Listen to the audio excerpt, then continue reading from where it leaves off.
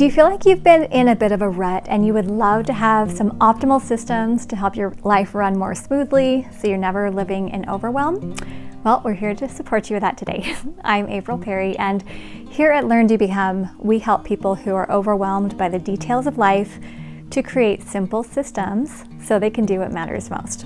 And today I want to help you to get out of that rut, and we're going to start by comparing chaotic activity to optimal systems. And for those listening to the audio, on YouTube I have a board, so I'll try to describe it as much as possible for you. Okay, so first of all, here's we look at chaotic activity. I have 5 gears that look like 5 flowers, but they're 5 gears that are not connected. So they're just spinning independently. If you have 5 gears spinning independently, that is a great symbol of chaotic activity, and you know how that feels. It's where you wake up in the morning, you kind of look at your calendar, but then something on your text messages tells you have to do something else, and then you get an interruption, and then you feel hungry, and then you remember that you wanted to go for a run, and then you get all these emergencies via email, and you're just jumping from thing to thing to thing. So when you're living in chaotic activity, if you look at how much energy that requires, it's actually a lot. And you know that because at the end of the day, you're really tired. But it's also, when you look at the time benefited, it does help you for maybe, an hour, 2 hours a day. It's getting you by, which is why you keep doing it. And I lived in chaotic activity for all my life growing up until I was about 30.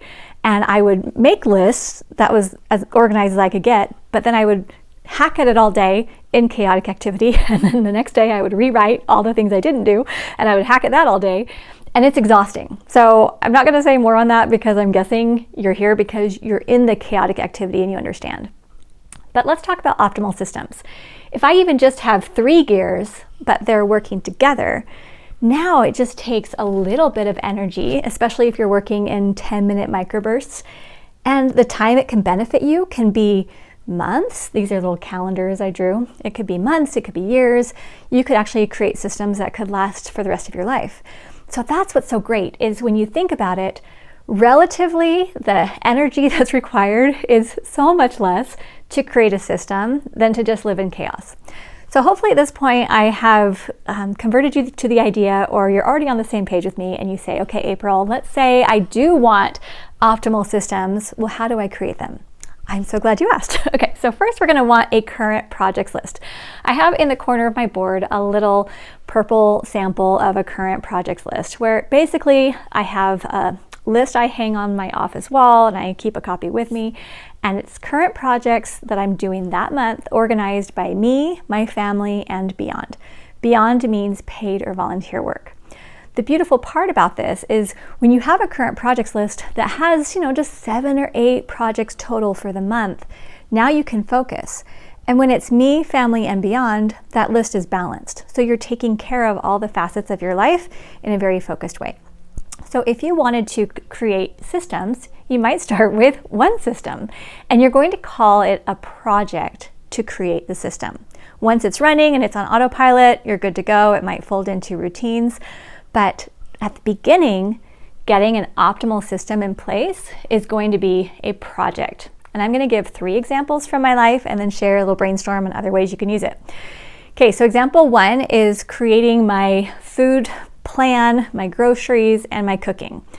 I used to live in chaotic activity when it came to food purchasing and prep, where I would run to the store if we ran out of something. I had no idea what we were eating for dinner, so I would make something up, eat pancakes, eggs, I don't know, something.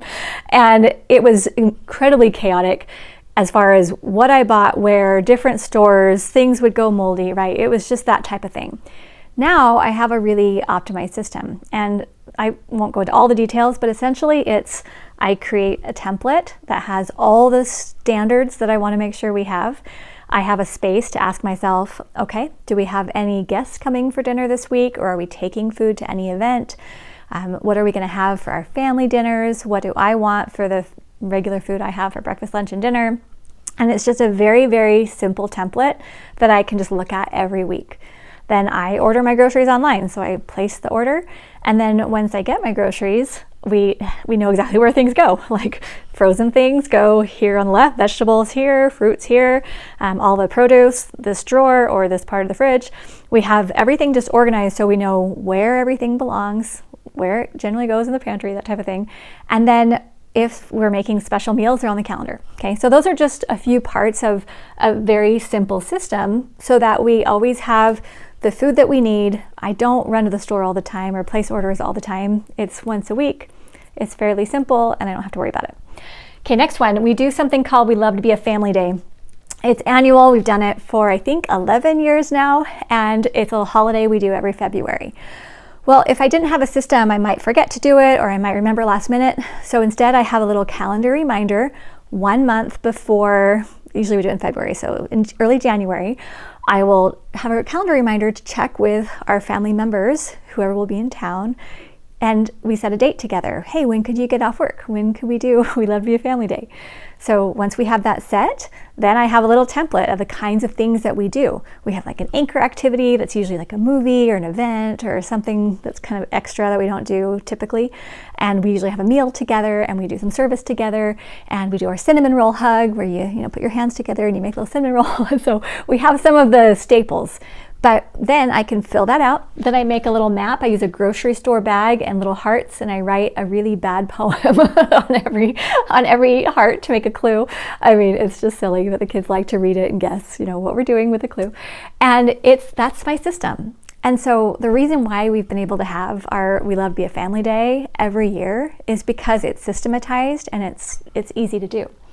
Okay, next one, we have a webinar that Eric and I have been teaching. And it used to be where we would teach a webinar, and then if we wanted to send an email right after the class, I would go on and I would send the email manually, and then I'd have another email we'd send the next day to let them know about like our coaching opportunities and things like that.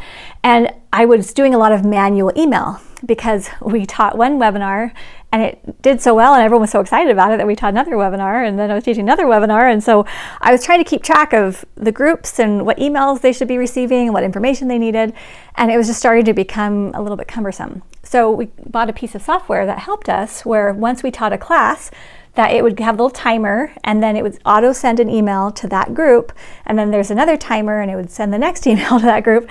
And it saved me so much time and angst because I knew that when someone came and took a class from us, they would get the follow-up information that they needed without me needing to remember or look at the list or do it manually. So those are just 3 examples with personal life, family life, and professional life where systems have been such a gift because they enable me to do the things that matter most, to serve the people I want to serve, to have food to eat, to be able to strengthen a family, and it doesn't feel super hard.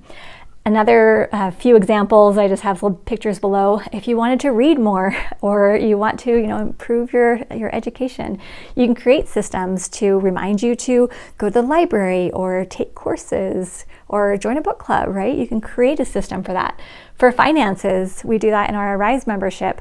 Having a system to identify your financial net worth and do that quarterly. Systems for how you're going to budget and how you're going to invest. Once those systems are in place, they're so much easier to manage and you start to see the results.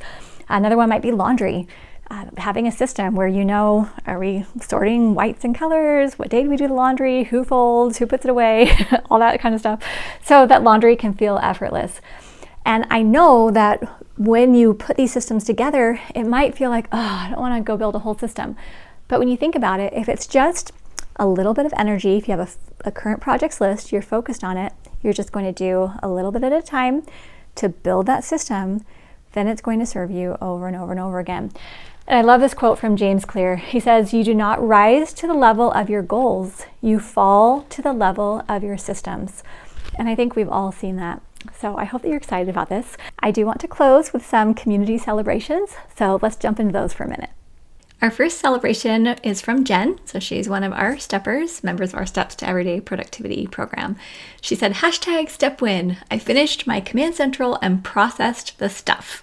She finished our module 4. Okay, so her before picture, it's like an average desk, but you can just see there's no clarity. There's piles, there's kind of papers in the middle, there's other papers, there's maybe nail polish or something in the middle, just a lot of stuff. But then after, with cubbies and an almost empty inbox, you see this beautiful, calm, clear desk.